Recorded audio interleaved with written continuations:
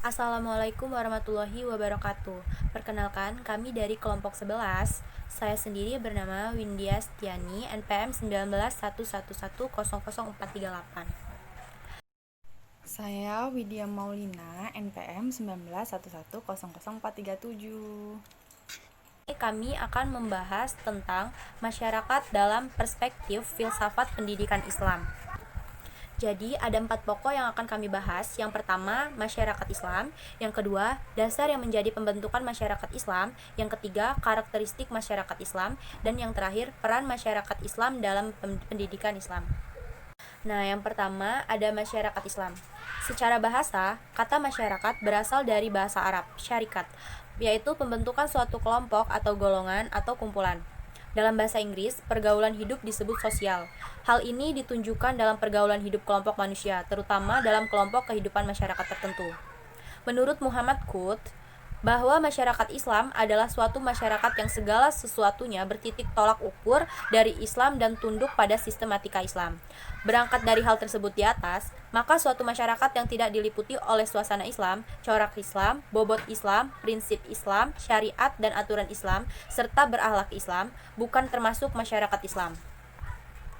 Masyarakat Islam juga bukan hanya sekedar masyarakat yang beranggotakan orang Islam, tetapi sementara syariat Islam tidak ditegakkan di atasnya, meskipun mereka sholat, puasa, zakat, dan haji. Atas dasar itulah, masyarakat Islam harus menjadikan segala aspek hidupnya prinsip-prinsip. Amal perbuatannya, nilai hidupnya, jiwa dan raganya, hidup dan matinya terpancar dari sistem Islam. Oleh karena itu, kekuasaan yang mengatur kehidupan manusia haruslah kekuasaan yang mengatur adanya manusia itu sendiri. Manusia dalam hal ini harus menjadikan syariat Allah sebagai penguasa tunggal dari seluruh aspek kehidupannya. Dengan demikian, tetaplah Allah Subhanahu wa taala saja yang mempunyai kekuasaan tertinggi, sehingga masyarakat Islam senantiasa diperintah dan diatur oleh pola syariatnya. Yang kedua ada dasar pembentukan masyarakat Islam. Jadi dasar-dasarnya itu ada 5, yaitu persaudaraan, kasih sayang, persamaan, kebebasan, dan keadilan sosial. Oke, yang kita bahas.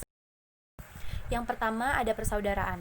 Masyarakat yang dibina atas dasar persaudaraan yang menyeluruh dan diikat oleh kesatuan keyakinan, yaitu tidak ada Tuhan yang disembah melainkan Allah dan Muhammad adalah Rasulnya. Masyarakat Islam bersifat universal dan tidak terikat oleh perbedaan bangsa atau bahasa, ataupun kulit warna.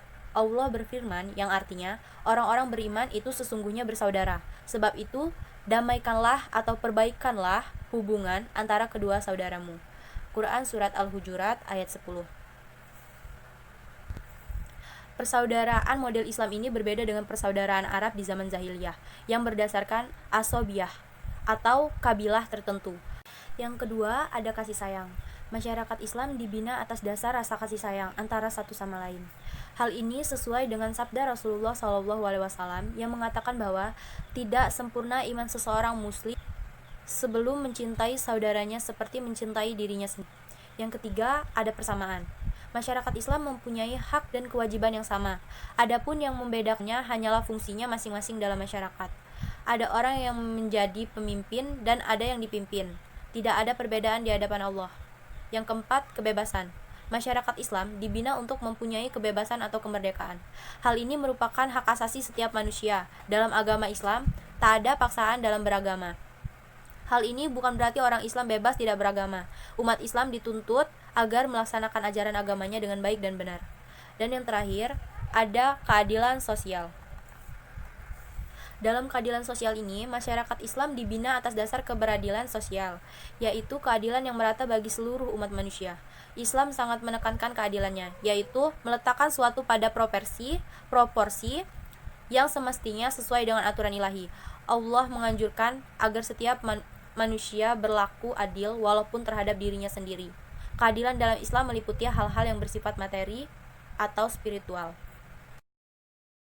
Selanjutnya yaitu karakteristik masyarakat Islam. Karakteristik umum masyarakat Islam terdapat dalam surah Al-Imran ayat 110 yang artinya, kamu adalah umat yang terbaik yang dilahirkan untuk manusia, menyuruh kepada yang ma'ruf dan mencegah dari yang munkar, dan beriman kepada Allah Subhanahu wa taala. Kemudian yaitu beriman. Masyarakat Islam menurut Al-Quran adalah sebuah masyarakat yang ditopang oleh keimanan yang kokoh kepada Allah Subhanahu wa Ta'ala. Dasar iman membuahkan takwa, rasa aman, damai di hati, juga mendidik manusia untuk melakukan amal soleh, amar ma'ruf dan nahi munkar.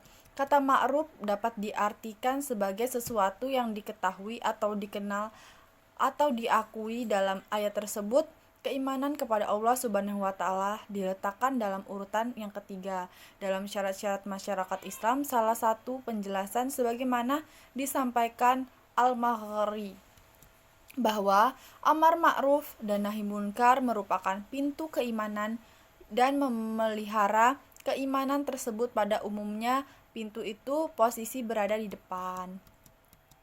Karakteristik khusus masyarakat Islam yaitu musyawarah.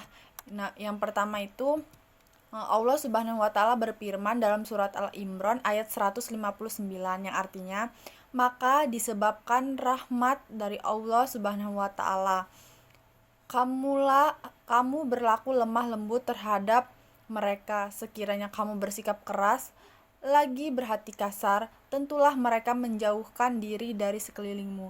Karena itu, maafkanlah mereka, mohonkanlah ampun bagi mereka, dan bermusyawarah dengan mereka dalam keadaan dan urusanmu itu.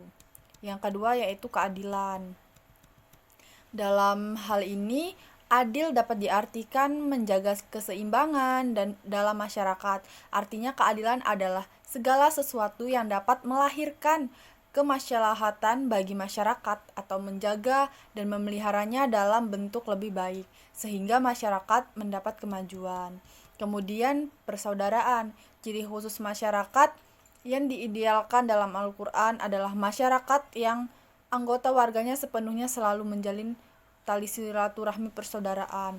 Persaudaraan tidak akan terwujud apabila tidak ada rasa mencintai dan bekerja sama. Setiap anggota masyarakat yang tidak diikat oleh ikatan kerjasama dan kasih sayang serta persatuan yang sesungguhnya tidak mungkin dapat bersatu untuk mencapai tujuan bersama.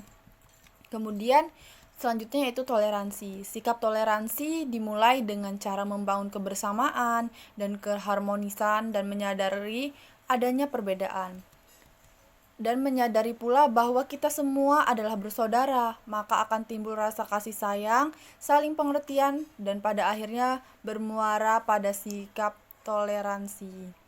Dalam surah Al-Hujurat ayat 11-12 dapat disimpulkan bahwa masyarakat Islam harus memiliki ciri-ciri atau sifat yang terdapat pada ayat tersebut. Contohnya itu tidak menganggap remeh komunitas lain, tidak menjelekkan diri sendiri, tidak memanggil seseorang dengan gelar-gelar yang buruk seperti membuli, tidak mencari-cari kesalahan orang lain, tidak menggibah atau membicarakan orang lain, tidak berprasangka buruk terhadap orang lain, tidak mempunyai rasa iri dengki terhadap orang lain. Kemudian hubungan masyarakat dengan pendidikan Islam. Pendidikan adalah aktivitas khas masyarakat. Ia hanya ada dan berlangsung dalam lingkungan masyarakat manusia. Di satu sisi, pendidikan merupakan yang secara intern telah melekat dalam tugas kemanusiaan manusia. Di sisi lain, pendidikan juga merupakan sarana atau instrumen untuk membentuk dan mewujudkan tatanan masyarakat ideal yang dicita-citakan umat Islam. Karenanya, masyarakat tidak dapat dipisahkan dan sebaliknya pendidikan juga tidak dapat dipisahkan dari masyarakat. Tugas-tugas deduktif yang harus dilaksanakan masyarakat adalah mengarahkan diri dan semua anggota masyarakat untuk bertauhid dan bertakwa kepada Allah Subhanahu wa Ta'ala. Kemudian masyarakat berkewajiban mentaklim, mentabdid dan mentarbiyahkan syariat Allah sebagaimana yang dilakukan oleh para nabi dan rasul. Masyarakat berkewajiban saling menyeru ke jalan Allah yang dianjurkan kepada kita oleh nabi dan rasul.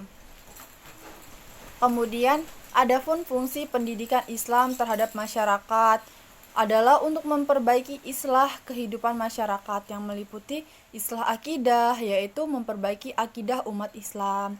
Kemudian islah ibadah, yaitu memperbaiki tata cara beribadah sesuai anjuran oleh Nabi dan Rasul. Islah al-ailah, yaitu perbaikan berkeluarga, pernikahan, hak-hak kewajiban suami istri yang sudah dijelaskan. Islah al-ada, yaitu memperbaiki adat istiadat. Kemudian islah al-mujtama, yaitu memperbaiki umat manusia pada umumnya untuk saling bertoleransi. Mungkin cukup sekian yang bisa saya sampaikan. Kami akhiri. Wassalamualaikum warahmatullahi wabarakatuh.